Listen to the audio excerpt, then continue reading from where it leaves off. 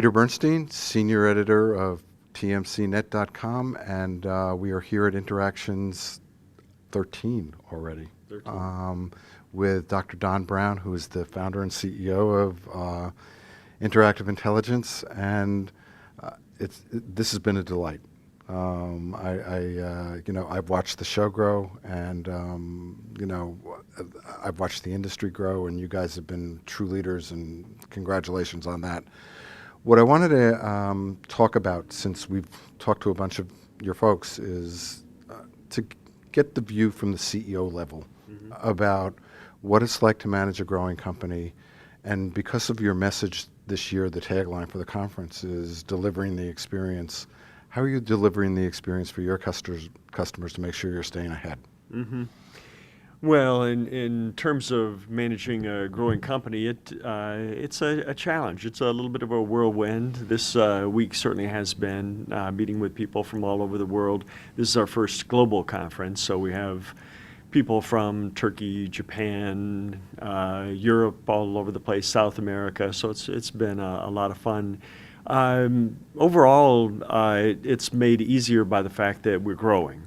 Unlike a lot of companies, we're growing, making money, increasing our order rate by 50% in the fourth quarter, 40% last quarter. So it's really fun to be part of a dynamic organization that is growing, especially given the fact that so many aren't these days. But it does create challenges. Obviously, we announced early in the year that we would be growing from about 1,400 employees to more than 1,800. So that in itself is a challenge. That's a huge leap.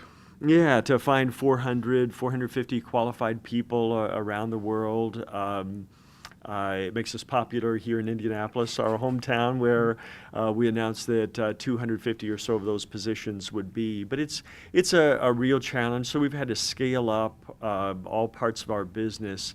When you grow like that, it's not just, say, development or professional services where you're trying to find those positions where you have to grow, but you have to grow up all the supporting machinery. So human resources, finance, IT, facilities to house all those people, build offices around the world. All those things have to come along at the same pace. We've expanded quite a bit geographically the last few years because we bought some of our international resellers in Australia, New Zealand, South Africa, Germany, the Benelux, as well as building an office, a Brazilian office in Sao Paulo. So, all those things bring a lot of challenges, but so far the company is stepping up pretty well. And as you know, it's especially this sort of business is all about people. It's having the right people in the right positions. So we concentrate. I heard Angie Hicks say that. Yeah, during the keynote. Yeah, I don't know if I thought I saw you taking notes. Yes. No, it's just an eternal truth, and so we've done a good job of attracting some top tier talent, getting the right leadership in place, and then it makes a lot of the other pieces much easier. But we're continuing to invest heavily over the objections of some of the financial analysts. As we've discussed, Yes. we're spending roughly 20% of revenues this year on research and development, also ramping up our sales and marketing machinery, so investments all the way across the board. Let me ask you something. I've been following the industry for a long time. I have the impression that we're at a tipping point, and that in the next 12 to 18 months, a lot of things about the way that IT delivers services, and I would include contact centers as part of that purview, is going to be markedly changed.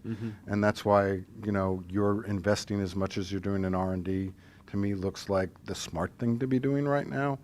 Are you seeing that kind of thing taking place as well? Yeah, I think the cloud certainly is a sign of that a lot of organizations want to bypass IT. A lot of CIOs are very outspoken, very overt about wanting to get out of portions of the IT business that aren't strategic to what they do. So, for example, one of our board members was, until recently, the CIO at Eli Lilly. And he was on a tear at Lilly to get them out of any part of IT that didn't relate specifically to drug research and discovery. That anything else was extraneous to their business and needed to be done by someone else. And so he was a fervent believer in the cloud and in trying to move every non-strategic part of his business that he could to the cloud. And so I think for a lot of organizations, rather than staffing up, running the infrastructure for the contact center, they're looking to move that to the cloud so they can concentrate on the nuts and bolts of providing excellent customer service and leave it to somebody like us to actually run the hardware, software, provide the consulting and expertise to help them do what we talk about, which is turning customer service into a competitive weapon. And just in terms of the marketplace, though, I think your company has differentiated itself on two fronts, as far as I can tell, which is number one, being a great trusted partner, meaning hopefully meeting or exceeding expectations of your customers, and the other one is giving people options. And I think that whole issue with the transformation of IT in some ways is driven by every customer's unique experience opportunity, and therefore what may be right for them today may not be right for them tomorrow. Right. And what may be right for them even in their vertical may not be something that is right for somebody else in the same vertical, and you give them the flexibility to be able to choose what's best for them.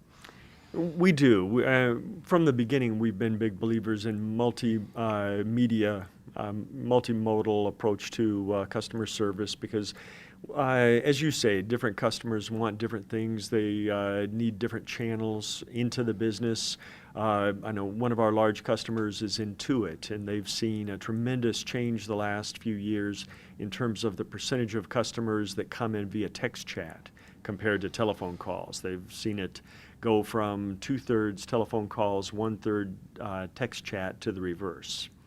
And that sort of change is happening across our industry, of course, with smartphones, mobile devices, the expectations around service change, and then a lot of young people have grown up with social networks like Facebook and Twitter. They have markedly different expectations. We were really excited to show off our partnership with OrgSpan and the social customer service that we think is going to really resonate with. To use the word, I thought that was really cool. Yeah, but it's something that's already resonating with a number of customers. You ask about how we follow the example or live up to the words that we preach.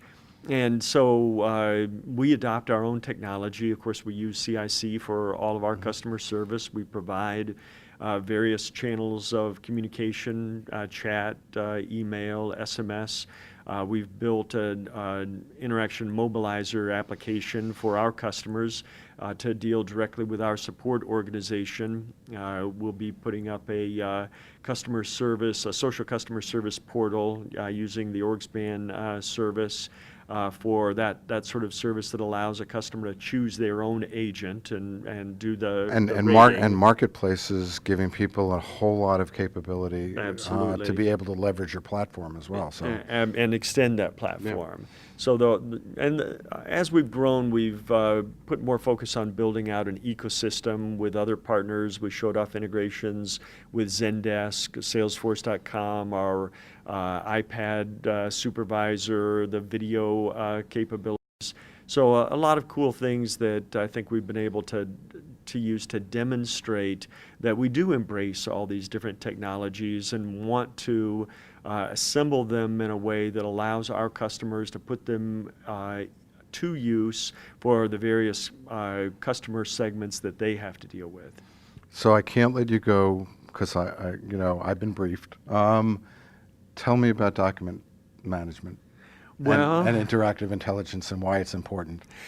yeah, some people don't really get that one, but we started looking at customer service uh, as the bigger picture several years ago, looking beyond the contact center to customer service as it extends into the back office. So first we developed our process automation product, IPA, that was meant to capture processes, automate processes that might begin in the contact center, but then extend into the back office or into any part of the organization.